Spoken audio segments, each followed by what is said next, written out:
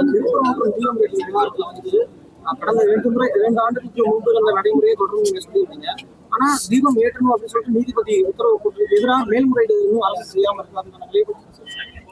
அரசாங்கம் சார்பாக எல்லா மேல்முறையும் செய்யப்பட்டு தான் வருது. ஏன்னா இது வந்து நீதிமன்றத்துல கடந்த ஆட்சியில் திமுக வந்து தவறாக கையாண்டதன் விளைவுதான் இப்ப இருக்கிற இந்த. ஏன்னா திமுக வந்து இந்த கேஸை வந்து சரியாக முறையாக கையாளவில்லை. இந்த பிரச்சனையை இவ்வளவு தூரம் கொண்டு போய் விட்டதே திமுக தான் காரணம். கண்டிப்பா அது வந்து என்ன மாதிரியான சாத்தியக்கூறு அது இவ்வளவு தூரம் பிரச்சனையை கொண்டு போய் விட்டு இதுல தேவையில்லாமல் அங்க வந்து கோயில் நிர்வாகம் சார்பாக அப்போ வந்து தவறான ஒரு அறிக்கை, அதுக்கப்புறம் காவல்துறையிலேருந்து ஒரு போட்டப்பட்ட எஃப்ஐஆர், மசூதிக்கு போனவங்க மேல போடப்பட்ட எஃப்ஐஆர், இது மாதிரி ஒவ்வொரு இடத்துலையும் திமுக செய்த தவறு தான் இது இன்னைக்கு இவ்வளவு தூரம் மோசமா வந்திருக்கு. கண்டிப்பா சட்டப்பூர்வமாக, ஏன்னா இது வந்து மக்களுடைய அமைதி சம்பந்தப்பட்ட விஷயம், மக்கள் சம்பந்தப்பட்ட விஷயம்.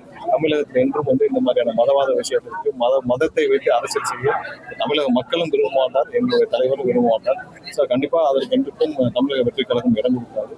அதில் ரொம்ப உறுதியாக இருக்கும். கண்டிப்பா நீதிமன்றத்தில் முறையாக இங்க உள்ள நிலைமை அனைத்தையும் முறையிட்டு இது முறையாக நீதிமன்றத்தில் வாயிலாகவே சட்டப்பூர்வமாகவே நம்ம வந்து இதற்கான ஒரு அமைதியான தீர்வை நம்ம கொண்டு வருவோம். ஆனால் எந்த காலத்திலும் கண்டிப்பா வந்து இன்னைக்கு இருக்கிற நடைமுறையில மக்கள் சம்பந்தப்பட்ட விஷயம். இதுல வந்து எந்த கட்சியும் அவருடைய அரசியல் ஆதாயத்திற்காக இந்த மாதிரியான முயற்சிகள் செய்து வந்துடுறாங்க.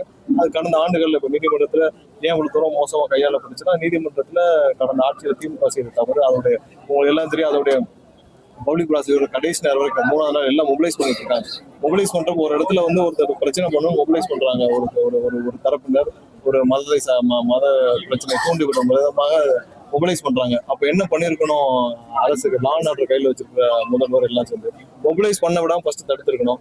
சட்டப்பூர்வமா அன்னைக்கே போய் ஸ்டே வாங்குற வேலையை பண்ணிருக்கணும். கடைசி நேரம் முறை அந்த கண்டமாத்த கோர்ட்டுக்கு வந்து அவர் என்ன பதில் சொல்றாருன்னா, இங்க இருக்கிற அப்ப இருந்த தலைமை அரசு வழக்கறிஞர் 6 மணி வரைக்கும் டைம் இருக்குல்ல, நீங்க 6 மணி வரைக்கும் டைம் இருக்கிறதுனால நாங்க வந்து தீபயத்திலாம் நீங்க கண்டமாத்த கோர்ட்டு போங்கன்னு சொன்னதாலதான் மொபிலைசேஷன் கூடுது, எல்லாருடைய எக்ஸ்பெக்டேஷன்ஸும் அப்ப கூடுது. அது 3 நாள் டைம் இருந்தப்ப நேரடியாக என்ன பிரச்சனை எல்லாத்தையும் ஆராய்ந்து முறையாக அப்பவே ஸ்டே வாங்கியிருந்தா இவ்வளவு பெரிய பிரச்சனை உருவாக்கியிருக்காரு. திமுக வேண்டுமென்றே அவங்களுடைய அரசியல் ஆதாயத்திற்கு தோண்டி விட்டுருக்காங்க. கண்டிப்பா தமிழகத்துல எந்த உணர்வுபூர்வமான மதம் சார்ந்தோ இல்ல வேற மாதிரியான சமூகம் சார்ந்தோ எந்த பிரச்சனையும் வைத்து அரசியல் செய்ய கண்டிப்பா தமிழக வெற்றிக்கிறவங்க எங்களுடைய தலைவர் அண்ணன் விஜய் அவர்கள் அனுமதிக்க மாட்டார். 100% மக்களோட அமைதி மட்டும்தான் முன்னுரிமை கொடுக்கப்படும். இந்த மாதிரியான மதம் சார்ந்த விஷயங்கள், சமூகம் சார்ந்த விஷயங்கள், எந்த எமோஷனல் விஷயத்தையும் வைத்து அரசியல் செய்ய வேண்டிய அவசியம் இருக்கிறது. கண்டிப்பா இதுக்கு முன்னாடி என்ன நிலைமை இருந்ததோ அமைதிதான் தான் நினைச்சு எல்லாரும் அமைதியாகவே சாமி வந்தாங்க, அவங்களும் போயிட்டு இருந்தாங்க. அதே மாதிரியான நிலைமை தான் இங்கே வேண்டும். நீங்கள் ஏதாவது ஒரு முடிவுகளை, தவறான முடிவுகளை யார் எடுத்தாலும் அது தேவையில்லாத அமைதிக்கு குந்தகம் விளைவிக்கும். அந்த முயற்சி யாருக்கும் அனுமதி அளிக்கப்படாது. நீதிமன்றத்துக்கு இருக்கிற விஷயத்தில் நாங்கள் முறைப்படி நீதிமன்றத்துக்கு சென்று அங்கே நீதிமன்றத்தில் தேவையான சட்டப்பூர்வமான இருக்கிற நிலைமை, அதாவது 2 வருஷத்துக்கு முன்னாடி என்ன நிலைமை இருந்தோ அதே நிலைமை நிலைநாட்ட சட்டப்பூர்வமான அனைத்து முயற்சிகளும் இருக்கும். கண்டிப்பாக நாங்கள் அதற்கான அனைத்து முயற்சிகள் எடுத்து சட்டப்பூர்வமாக இதை நிலைநிறுத்த கண்டிப்பா முதல்வருடைய அனுமதி நாங்கள் கண்டிப்பா சட்டப்பூர்வமான அனைத்து நடவடிக்கைகளும் எடுப்போம் என்று கேட்கிறோம்.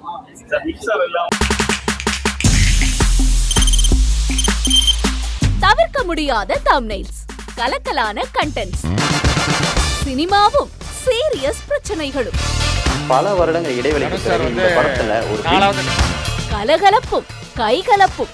போயிட்டே தான் இருக்காரே தவிர பிரேக்கே இல்லாமல் பிரேக்கிங் நியூஸ் சொல்லும் தந்தி டிவி ஆப். இன்ஸ்டா தலைமுறை வரை இறங்கி அடிக்கும் தந்தி டிவியின் டிஜிட்டல் எக்ஸ்க்ளூசிவ். அது தண்ணிக்குள்ள போகும்போது ஹேங் ஆயிடுச்சு.